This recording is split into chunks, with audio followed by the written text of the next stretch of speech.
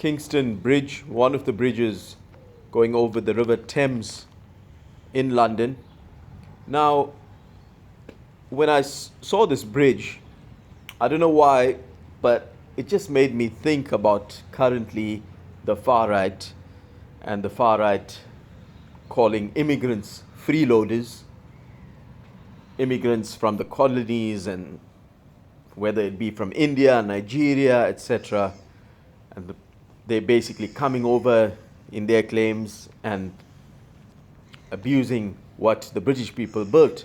So it made me think, you know what, let me go up to the top of the bridge where you see that red bus going over, and let's see if there's any signage to say when this bridge was built.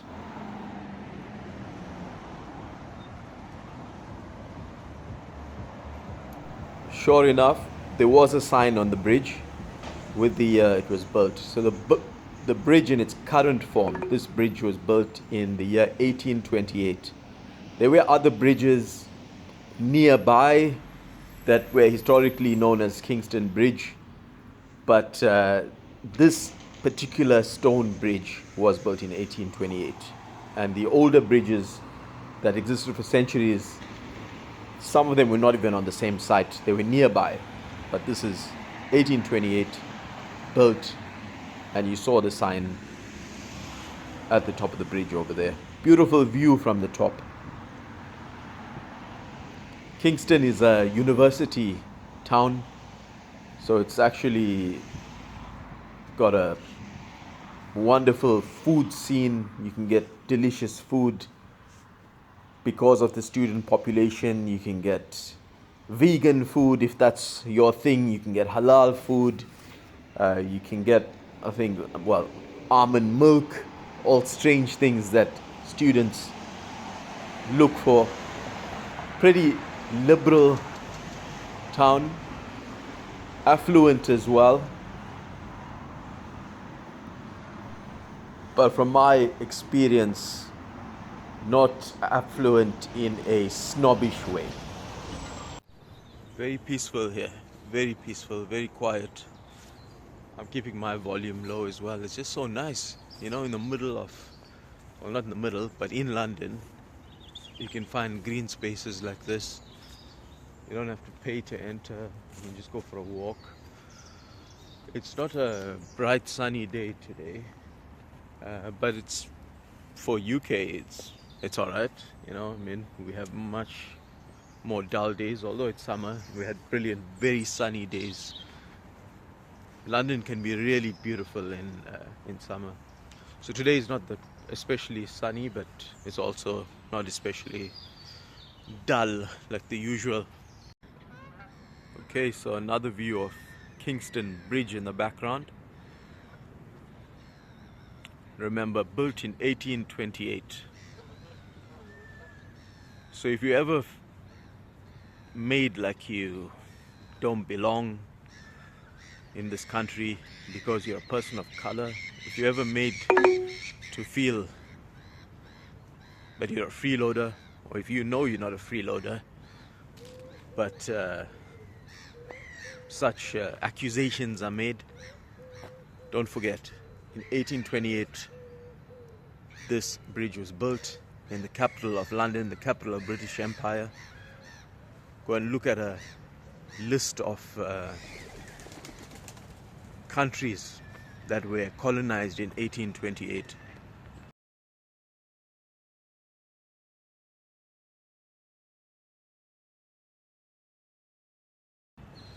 And if you're from one of those countries, the wealth of your ancestors was certainly plundered and used for the construction of such bridges, such churches, other infrastructure that lasts till today. So this is the money of your ancestors lasting till today. And we're going to put a list on the screen there of which countries were colonized by the British Empire in 1828. So some say it's history. Is it history? Has compensation been paid for colonization? So we know that history is history, the past is the past, but compensation hasn't been paid. So the last thing that should be said is that people from the colonies are freeloaders. No. The money of our ancestors went into the building of the infrastructure of the United Kingdom. The United Kingdom has a lot of financial problems at the moment, sadly, for all of us. But why is that? When you had such a great start, you plundered the wealth of the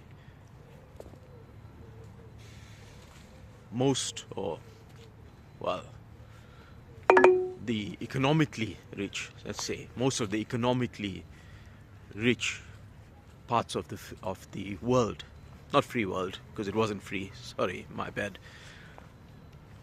But yeah, so the wealth was plundered, compensation wasn't paid, everything, is meant to be hunky-dory after that. And you know what, this is life. So unfortunately, life is not always fair. Our ancestors lost money on the building of that bridge, but there's no point in crying over it and being depressed over it. But really, no one should be saying that a person from the colonies is a freeloader. No.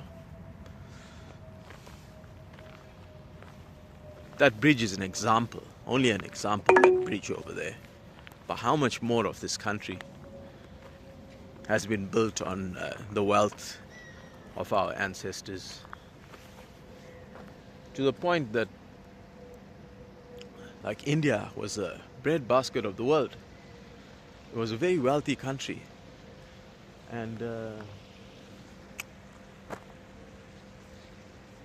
when the British left, it was a poor country. People were in poverty. So before the British went to India, India was in a much, much better financial position than when they left. And don't let people tell you about the railways. Oh, the British brought the railways. This is normal progress. Someone who visited, I'll use another example. So it's not only about Britain. Someone who visited Morocco a while back and knew that I have links, a relationship, let's say, with Morocco. And they praised the king, and they said people are praising the king because the king electrified Morocco and brought electricity to Morocco. So my response was, yeah, great. But this was part of natural progress. So while Morocco was being electrified, wasn't Egypt being electrified? Wasn't Zimbabwe being electrified? So normal progress, I don't believe, is something we have to overly be grateful for. So why I brought that electrification example is because, likewise, railways, the British were there. In India, they built railways. And those railways were part of normal progress. Were railways not being built by the Germans? In other places, were railways not being built by other nations? Or even the Ottoman Empire was building railways. So it's not like, oh, yeah, oh, great, you came, you took our wealth in every other way, every resource you took, our food. And the funny thing is, spice. I thought you liked bland food, but you took our spices, shipped them off to London. And then we got to be thankful for railways. No, that's normal, natural progress. But we can't live in bitterness and depression about the past. But the whole point, I think you got it, is that I'm doing videos like this to empower you, if you're from the former colonies, to feel proud of Britain, if you live in Britain, feel proud that your ancestors contributed towards this. Okay, not by their choice, it was plundered. But if you think Britain is something today, feel proud that your ancestors had a role in it. And don't ever let someone put you down and say, oh, you're a freeloader, you're coming here and living off the system, blah, blah, blah. Your ancestors could have contributed more than the people who are even saying that.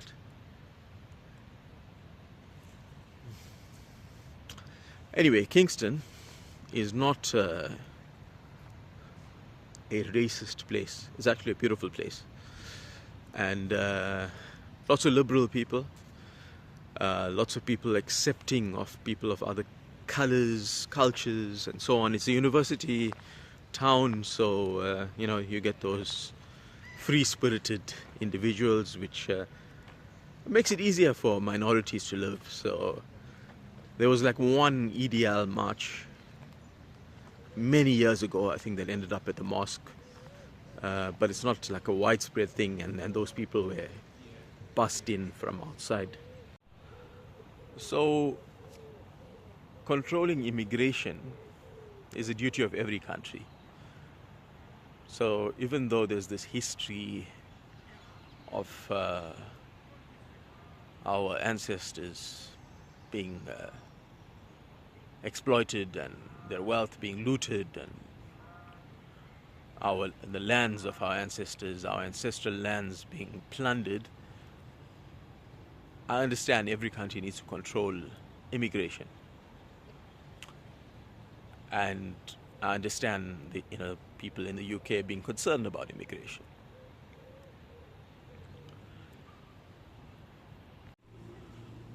But what's happening is people are making it out as if the economic problems of the United Kingdom are due to immigration, due to illegal migrants coming on the boats. Again, I understand illegal immigration needs to be controlled, needs to be stopped.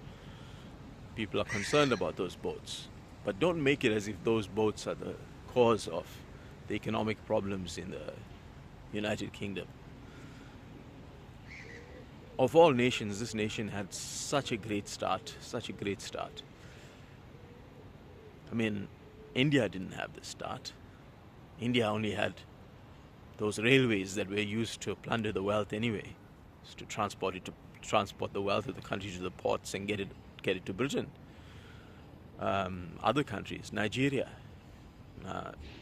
didn't have that head start. South Africa didn't have that head start. Pakistan, Bangladesh, you name it, they didn't have that head start that the UK had. The UK had this head start because of that wealth taken from the colonies. There are people who are wealthy people, elites in the UK today, that still have generational wealth because their ancestors exploited the colonies, became businessmen, and till today, there are people who have generational wealth, get inheritance, who own estates, who own mansions based on their ancestors exploiting our ancestors.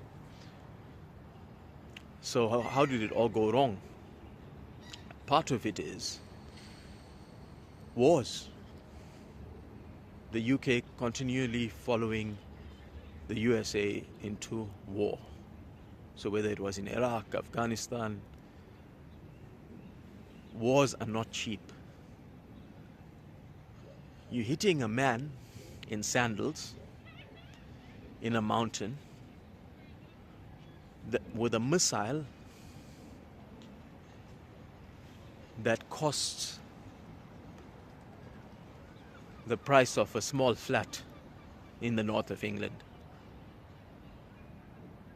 And you do that over and over again, and you kill thousands of people.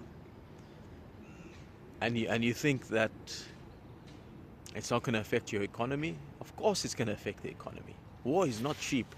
Who's benefiting from war? Maybe BP, because now they have chances of having these contracts, oil contracts in places like Iraq that were shunning them before these countries were invaded. Um, who else benefits? Of course, Israel, always pushing America and UK and the West in general to go and attack their enemies, so to do the dirty work for them, use the wealth of these countries in service of Israel. So that's where the economic problems came from. Well, a lot of them. And then there's corruption as well, believe it or not. I mean, corruption in these countries are not, when I say these countries like the West, maybe not as in your face as you might see in Nigeria or India or somewhere. But there is corruption. COVID was proof of it. The contracts that were given to friends for PPE and all that, it was like left, right, and center. So you lost wealth because of corruption. You lost wealth because of wars. And then recently, with this exchange between Iran and Israel, where Iran was retaliating against Israel, bombing their embassies and breaking all norms of international law and so on. Again, Britain, cash-strapped Britain with economic problems, put the RAF in the service of Israel, and then basically bombed or shot those missiles out of the sky, the missiles that Iran had sent, drones that Iran had sent in retaliation, UK again, using missiles. And some of the smarter missiles can even cost the price of a flat in London, leave up north. One missile. It's the cost of a flat or one cruise missile. I'll put the prices on here. I'll do some research. Put the prices of some of these missiles versus the cost of the necessity of life in the UK and how we ended up where we are.